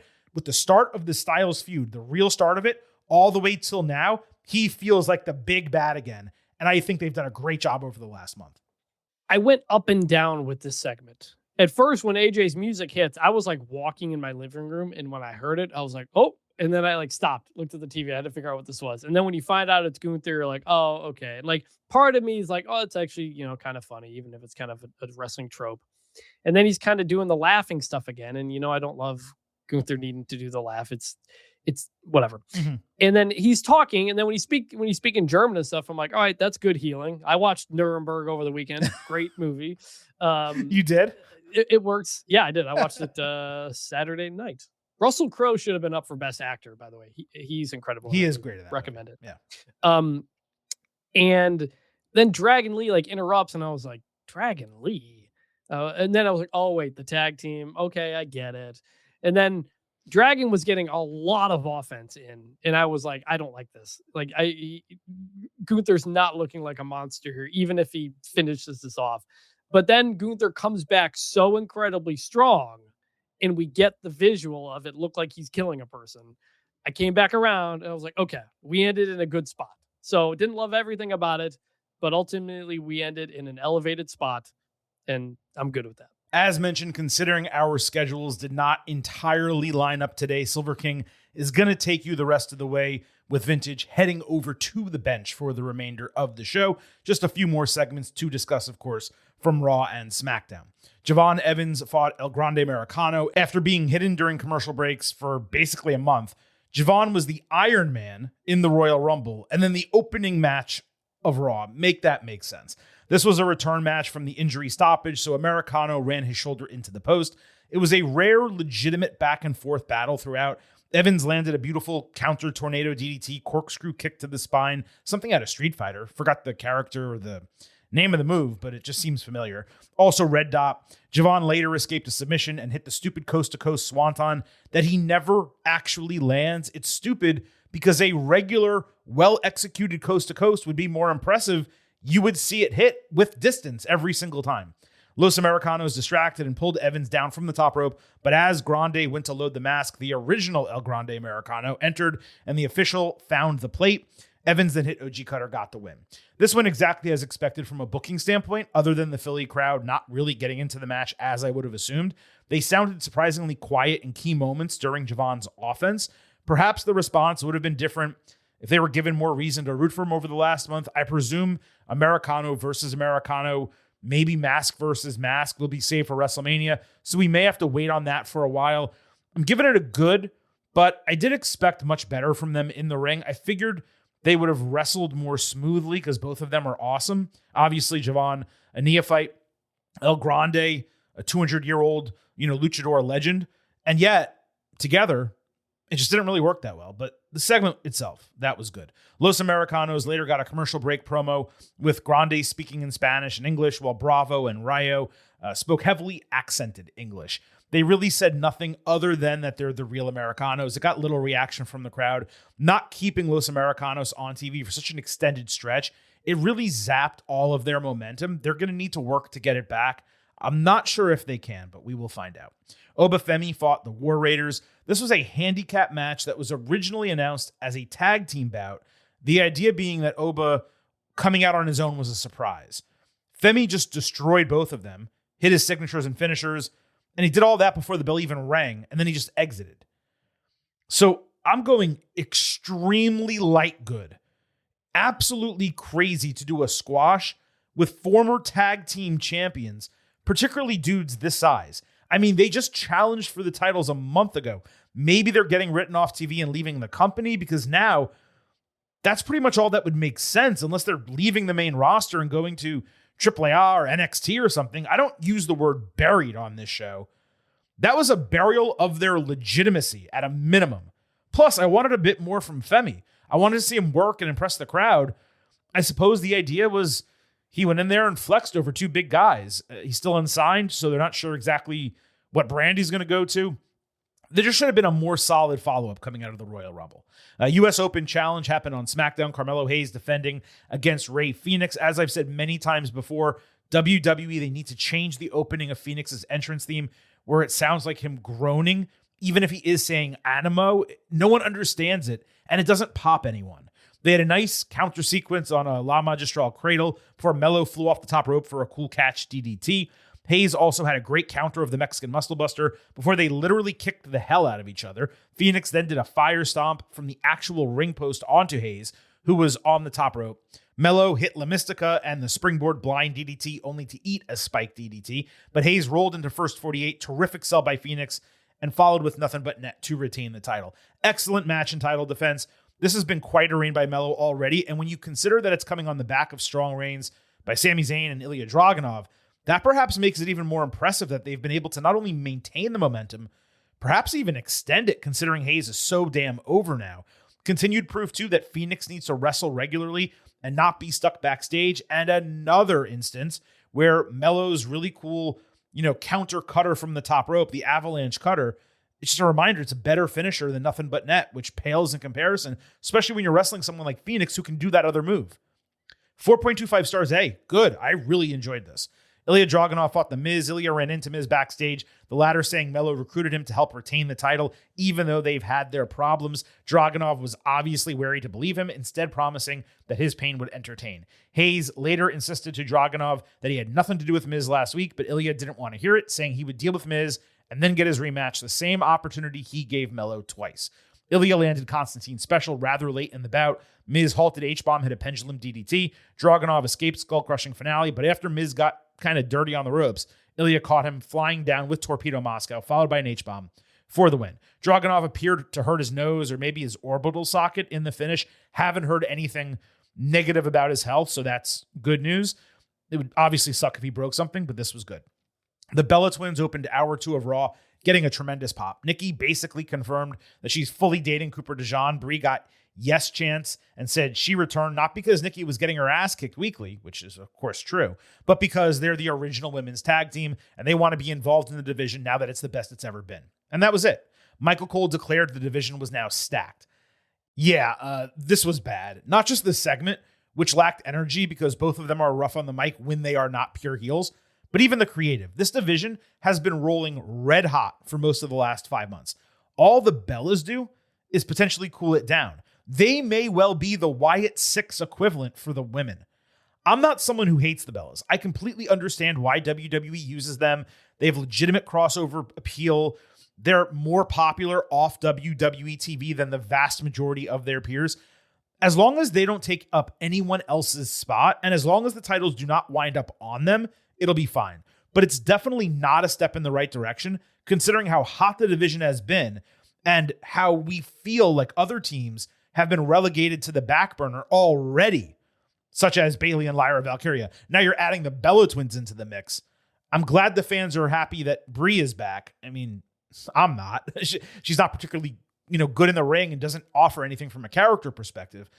But if you're trying to boost up this division and you're going to do a 6-team match of some kind at WrestleMania, then okay, the Bellas being involved is fine. It just can't come at the cost of anyone else. Tama Tonga confronted Shinsuke Nakamura backstage, mocking him for losing last week, whereas Tama is now a tag team champion. He wondered what happened to the King of Strong Style, suggesting he might want to follow him into retirement with the Shinsuke Sayonara Tour. Follow Styles into retirement. Nakamura liked Tama's confidence, but said he's still a young punk and challenged him for next week. Given how much build this has received, I figured it would be something more than just a TV match, but maybe that'll be the case. Either way, it's been nice for Shin and Tama to get regular screen time. This is something fresh for both of them. If Evil from New Japan is indeed coming to WWE, I could see it happening as part of this segment next week. I assumed he would be on Raw if he started on the main roster, but perhaps not. Either way, this was good. Solo Sikoa later led an MFT promo bragging about taking the WWE Tag Team titles along with the Lantern from the Wyatt 6. He then handed his strap backwards, with both titles winding up on the shoulders of Tama Tonga, making it seem like they might be freebirded throughout the faction. The 6 interrupted with Bo Dallas saying Sikoa's belief that he's won is incorrect because he's underestimated the weight of sacrifice. Bo said both objects will return to their possession before the 6 ensure Solo's greed is their demise. As has been the case for the entirety of this feud, the tape promos work. Everything else doesn't. And as I said last week, I just badly need this to be over. It's frustrating that it appears to be ongoing. For this segment and these promos, I'll give it a good. But the truth is, MFT needs to drop these titles to like a real tag team in this division. That way they can feud with the 6, lose to them, and not drop the straps back. If the 6 wind up with the belts again, we're all screwed. This division, it's already underwater. You might as well just dig a deeper trench at that point. Axiom fought Johnny Gargano. Aldis barred Candice LeRae from ringside and made the returning of the mask an official stipulation of the match. Michael Cole then explained the Axiom character at the bell. That had never been done before on the main roster. So I appreciated Cole doing that. Real strong work between these guys. The crowd responded well to it, even if they didn't get top-tier reactions. Axiom briefly got distracted by seeing his old mask. That allowed Gargano to counter Golden Ratio with a kick. Then he ripped off the mask Axiom was wearing, but Axiom was able to don the old mask. He found it on the canvas, hit Golden Ratio to a distracted Gargano, and got the win. I enjoyed the finish. Not sure that I've ever seen a double mask deal like that before. The match was solid. Story is wrapped up. That's what's most important. Now curious to see what happens with Gargano. I'm sure people are going to assume with Tommaso Ciampa gone, he's either going to leave or get buried. I don't know his contract situation, but this is the perfect opportunity for them to flip him babyface and try to do something with him for real. I don't trust that they will, but I'm giving this a good. The Usos got a commercial break segment in which they entered, yeeted, said they were fighting next week, and then shouted out Roman Reigns for winning the Royal Rumble, wishing him good luck winning the title back. They were 30 seconds short, so production sent them back out to yeet. What a frustrating turn this has taken. WWE rushes the Usos back together for no reason, gives them the tag team titles. And okay, granted, Jimmy hasn't been on TV. Something's been going on. But they've been relegated to commercial break segments while the rest of the tag team division does nothing but a single number one contendership over the last month plus. What an absolute waste of momentum. Is WWE going to do anything with the tag team division on the way to WrestleMania? Or are they just going to punt the entire thing and not put them on either show? Because the way it feels right now is like we're not going to see the tag team titles at WrestleMania. Maxine Dupree got a commercial break promo saying the new Maxine was not going to let Natty slide as she got walked all over last week. She said she beat the greatest women's wrestler ever multiple times. Now she's focused on breaking ankles, claiming she elevated herself. And she said she's the reason that she has survived this long, no one else. Promo was okay.